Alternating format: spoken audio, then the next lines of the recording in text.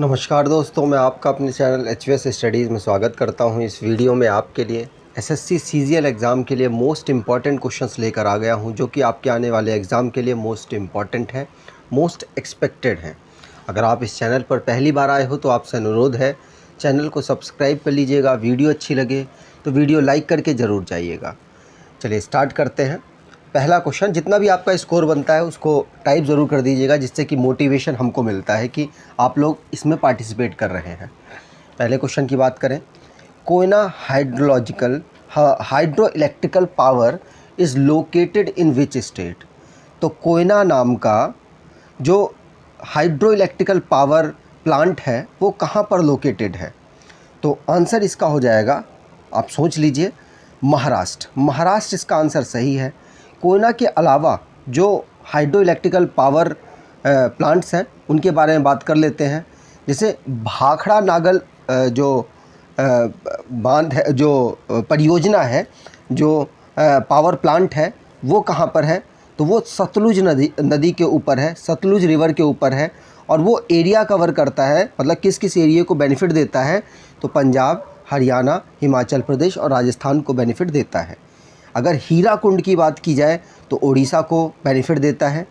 अगर मयूराक्षी जो प्लांट है उसकी बात की जाए तो वो हमारे वेस्ट बंगाल को बेनिफिट देता है।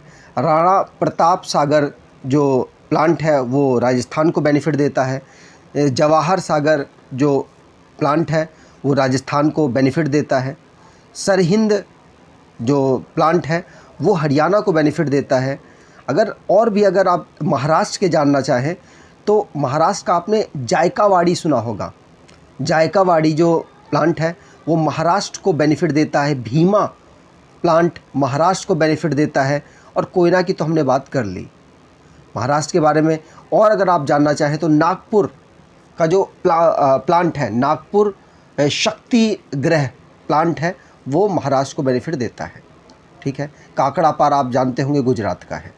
आगे बात करें, अगला क्वेश्चन है, the palace of Amritsar was given by Mughal emperor Akbar to whom. तो जो जहाँ पर पैलेस बना हुआ है अमृतसर में, आपको पता होगा अमृतसर में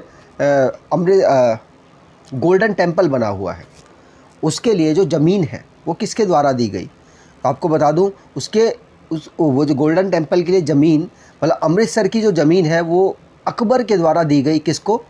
तो आंसर यहाँ पर हो जाएगा गुरु रामदास जी को। गुरु रामदास जी जो सिख है, उनके जो गुरुओं की संख्या है, 10 गुरुओं की संख्याओं में एक गुरु है, याद रखिएगा।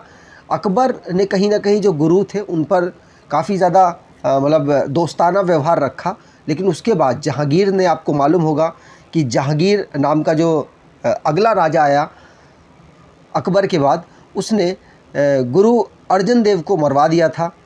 मतलब कुछ रीज़न्स थे, बहुत सारे रीज़न माने जाते हैं, लेकिन ये बस याद रखिएगा उसने डेथ कराई थी। फिर जो 9th नंबर के जो राजा थे, जो गुरु थे, गुरु हरगोविंद सिंह जी, उनकी भी डेथ करा दी गई थी। किसके द्वारा? आने वाले जो इनके राजा है औरंगजेब के द्वारा। ठीक है। चलिए आगे बात करें। अगला क्वेश्चन है, where is located the national centre for bio fertiliser. तो नेशनल सेंटर बायो फर्टिलाइज़र का कहाँ पर है आपको बताना है। तो आंसर यहाँ पर हो जाएगा, सिंपल आंसर है, आप आसानी से दे भी पाएंगे, गाज़ियाबाद। उत्तर प्रदेश का गाज़ियाबाद में नेशनल सेंटर है बायो फर्टिलाइज़र्स का। Easy question. अगर आपसे पूछा जाए कि जो खेती किसानी वाला जो सेंटर है वो कहाँ पर है, तो आप बोलेंगे दिल्ली में है। अगर आपसे शुगर केन का सेंटर पूछा जाए तो आप बोलेंगे कोयम्बटूर में है। तंबाकू का अगर आपसे पूछा जाए तो आप राजमुंदरी में बोलेंगे।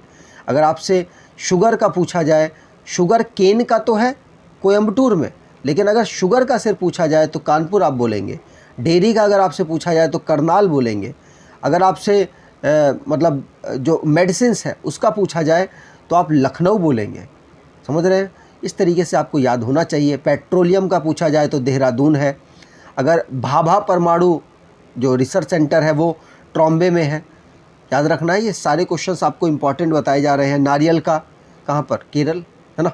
तो ये सारी चीज़ें आपको याद रखनी है, एग्ज़ाम के लिए मोस्ट इम्पॉर्टेंट यहाँ पर कोशिश की जा रही है बताने की। अगर आप एसएससी एग्ज़ाम की तैयारी कर रहे हैं तो डिस्क्रिप्शन बॉक्स में लिंक है, वहाँ से आप इस ई बुक को परचेज़ कर सकते हैं। 700 बेस्ट क्वेश्चन का कलेक्शन है, 39 रुपीज़ की आपको प्रोवाइड कराई जा रही है। इसे ज़रूर परचेज़ कर लेंगे तो आपको आने वाले एग्ज़ाम में बेनिफिट मिलेगा। अगला क्वेश्चन है, which city is called as the city of golden gate. तो सिटी ऑफ गोल्डन गेट से किसको जाना जाता है? आंसर यहाँ पर हो जाएगा San Francisco. San Francisco USA की एक सिटी है, उसको सिटी ऑफ गोल्डन गेट के नाम से जाना जाता है। तो ए ऑप्शन यहाँ पर बिल्कुल सही हो जाएगा। अगले क्वेश्चन की बात करें, अगला क्वेश्चन है, the earth rotates on its axis from. तो हमारी जो अर्थ है वो अपनी एक्सिस में किस तरीके से रोटेट करती है? इजी आंसर, आप आसानी से पहुंच भी गए होंगे। आंसर है A option, west to east हमारी जो अर्थ है रोटेट करती है। नॉर्मली सारे जो प्लैनेट हैं वो इसी तरीके से रोटेट करते हैं एक्सेप्ट टू, कौन कौन से? वीनस और यूरेनस। वीनस और यूरेनस दो ऐसे प्लैनेट हैं जो कि ईस्ट टू वेस्ट चक्कर लगा रहे होते हैं, रोटेट कर रहे होते हैं, और बाकी सारे planet west to east travel कर रहे होते हैं। ठीक है, चलिए आगे बात करें। अगला क्वेश्चन है, the United kingdom consist of which countries. मतलब किन कंट्रीज से, मतलब यहाँ पर हाउ मैनी कंट्री लिखना चाहिए क्वेश्चन में, तो हाउ मैनी कंट्रीज़ से हमारा यूके बन जाता है। तो यूके यूनाइटेड किंगडम 4 देशों से के कॉम्बिनेशन से मिलकर बनता है। कौन कौन से हैं? करंट अफेयर की वीडियो मैंने आपको बहुत रिवाइज़ कराया है, तो आपसे अनुरोध है उस वीडियोस को ज़रूर फॉलो कीजिए। बहुत बेनिफिट दूसरे बच्चों को मिल रहा है। अगर आप नहीं फॉलो कर रहे तो आपको कहीं ना कहीं आप उस फ़ायदे से दूर रह रहे हैं। वहाँ पर रिवीजन सेक्शन के साथ साथ आपको स्टैटिक जीके का पार्ट और भी बहुत सारे क्वेश्चंस, एक्स्ट्रा क्वेश्चंस कराए जाते हैं। आपको बेनिफिट बहुत ज़्यादा मिलेगा, आप उसे ज़रूर फॉलो करें। तो यहाँ आप देख सकते हैं यूके नॉर्मली 4 देशों से मिलकर बना होता है, इंग्लैंड, स्कॉटलैंड, वेल्स और नॉर्थर्न आयरलैंड। इन 4 देशों से मिलकर यूके बनता है। प्राइम मिनिस्टर इस समय यूके के बोरिस जॉनसन है। इसकी कैपिटल लंदन है। लेजिस्लेचर को पार्लियामेंट कहा जाता है। करेंसी पाउंड स्टर्लिन है। आगे बात करें, अगला क्वेश्चन है, which state in India have their border not sharing with Myanmar. तो इंडिया के कौन से स्टेट जो म्यांमार के साथ बाउंड्री को शेयर नहीं कर रहे हैं? तो यहाँ पर आंसर आपको बताना है। हो सकता है आप कंफ्यूज हो जाएं। अगर आप डी लगाते हैं तो बिल्कुल सही आप लगा चुके हैं। म्यांमार ऐसा स्टेट है भारत का जो कि सिर्फ़ और सिर्फ बांग्लादेश के साथ अपनी बाउंड्री को टच करता है, म्यांमार के साथ नहीं कर रहा होता। ये करंट अफेयर में मैं रेगुलर रिवाइज कराता हूँ। आप देख सकते हैं यहाँ पर मेघालय है। मेघालय सिर्फ अपनी बाउंड्री को बांग्लादेश के साथ टच कर रहा है। म्यांमार के साथ 4 स्टेट्स के साथ बाउंड्री टच हो रही है। कौन कौन से? मिज़ोरम, मणिपुर, नागालैंड और अरुणाचल प्रदेश। बाकी सभी देशों की बात की जाए तो चाइना के साथ 5 स्टेट और 1 यूनियन टेरिटरी के साथ बाउंड्री टच हो रही है। नेपाल के साथ 5 स्टेट के साथ बाउंड्री टच हो रही है। भूटान के साथ 4 स्टेट्स के साथ बाउंड्री टच हो रही है। बांग्लादेश के साथ 5 स्टेट्स के साथ बाउंड्री टच हो रही है। अगर पाकिस्तान की बात करें तो यहाँ पर 5 स्टेट और 2 यूनियन टेरिटरी के साथ बाउंड्री टच हो रही है। मतलब 5 स्टेट का मतलब स्टेट और यूनियन टेरिटरी मिलाकर है यहाँ पर, ठीक है। 2 ये दोनों यूनियन टेरिटरी और ये 3 स्टेट, 5 हो गए ना। अफ़गानिस्तान के साथ 1 यूनियन टेरिटरी की बाउंड्री टच हो रही है। आगे बात करें, अगला क्वेश्चन है, who is the founder of the organisation Red Cross. Red Cross के फाउंडर कौन है? Easy question. रेड क्रॉस जो डे है वो कब मनाया जाता है? तो आपको बताना है। मैं यहाँ पर कोशिश करता हूँ बताने की। 8 आगे का आपको बताना है, मई, जून, जुलाई, क्या? यहाँ पे कमेंट बॉक्स में आपको टाइप करना है। मैं इसका आंसर आगे देता हूँ। रेड क्रॉस को बनाने का अहम रोल जीन हेनरी डुनंट को जाता है। तो बी ऑप्शन यहाँ पर बिल्कुल सही हो जाएगा। आपको बताना है रेड क्रॉस डे कब मनाया जाता है, 8 मई, 8 जून या 8 जुलाई। कमेंट बॉक्स में ज़रूर टाइप कीजिएगा। यहाँ पर बात की जाए रेड क्रॉस को फाउंड किया गया था 1863 में। हेनरी डुनंट के साथ साथ और भी लोग थे, लेकिन इम्पॉर्टेंट काम इनका था, इसलिए इनके बारे में बताया जाता है। इसका हेडक्वार्टर जिनेवा स्विट्ज़रलैंड में है, ये भी आपको ध्यान रखना है। अगले क्वेश्चन की बात करें, which one of the following terms is not related to Buddhism. इनमें से कौन सा टर्म बुद्ध से बिलोंग नहीं करता? तो संघ बिलोंग करता है। अगर महायाना की बात की जाए तो महायाना तो इनकी माता जी थी, तो ये तो इम्पॉर्टेंट है, ये तो बिलोंग करता है। अगर अश्वमेधा की बात की जाए तो इसके ऊपर डाउट है। और निर्वाण तो पता है कि जब अपने शरीर का त्याग किया जाता है तो उसे निर्वाण कहते हैं, ये भी बिलोंग करता है। तो सी ऑप्शन यहाँ पर बिल्कुल सही है, जिसके बारे में हमको ज्ञात नहीं है। सी ऑप्शन यहाँ पर बिल्कुल सही है, जो कि बुद्ध भगवान से रिलेटेड नहीं है। अगले क्वेश्चन की बात करें, Dandi march was undertaken by Gandhi ji too. तो गांधी जी डांडी मार्च को क्यों कर रहे थे? आंसर यहाँ पर हो जाएगा, सिंपल सी बात है, वो सॉल्ट लॉ को तोड़ना चाहते थे, मतलब नमक का जो कानून था उसे तोड़ना चाहते थे, इसीलिए वो डांडी मार्च को कर रहे थे। ठीक है, चलिए आगे बात करें। तो जो डांडी यात्रा थी ये 12 मार्च से निकाली गई, 12 मार्च से स्टार्ट की गई और 6 अप्रैल 1930 तक ख़त्म हो गई। साबरमती आश्रम इसका लोकेशन था। आगे बात करें, अगला क्वेश्चन है, who among the following governor general of India was called the maker of modern India. तो मॉडर्न इंडिया को बनाने वाले कौन से गवर्नर जनरल का अहम योगदान माना जाता है? आप कहेंगे इजी क्वेश्चन। आपको पता है रेलवे किसने बनाई? आपको पता है पोस्ट ऑफिस का जो पूरा ढांचा है वो किसने स्टार्ट किया? आपको पता है भारत में जो बड़े बड़े काम हैं, एग्जाम्पल के तौर पे मैं आपको देना चाहूँ तो जो बलि दी जाती है, मतलब हिंदू में बलि एक किसी जानवर की दी जाती है, उस प्रथा को इन्होंने रोका। तो कहीं ना कहीं भारत को डेवलप करने में, मॉडर्न करने में अहम योगदान एक पर्सन ने निभाया है। एक इंग्लिश पर्सन जो कि गवर्नर जनरल के पद पर काम कर रहे थे, उनका नाम है लॉर्ड डलहौजी। लॉर्ड डलहौजी ने भारत को मॉडर्न बनाने की तरफ एक अहम रोल निभाया।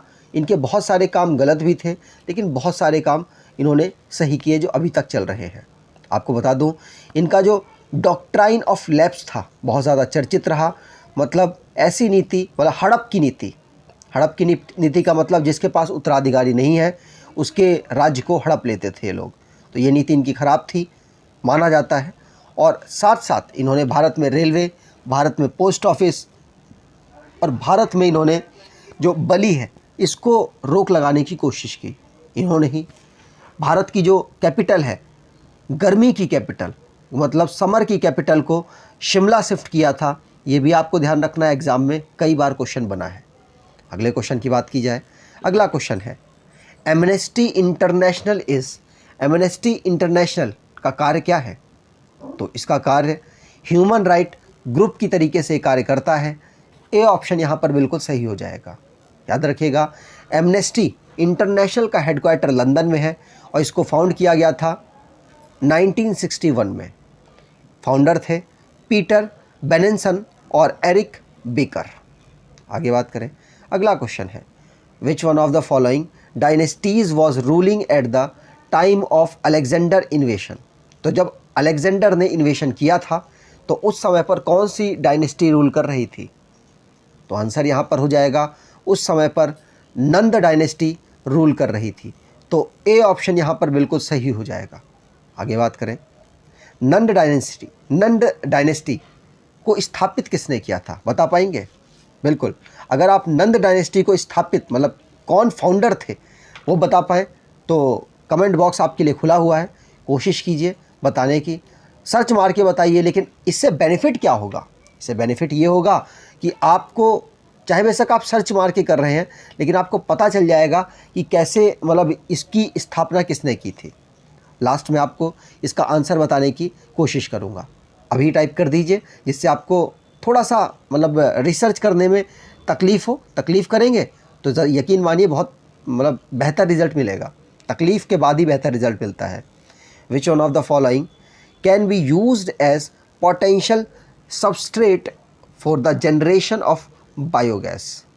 तो आंसर यहाँ पर हो जाएगा चिल्का।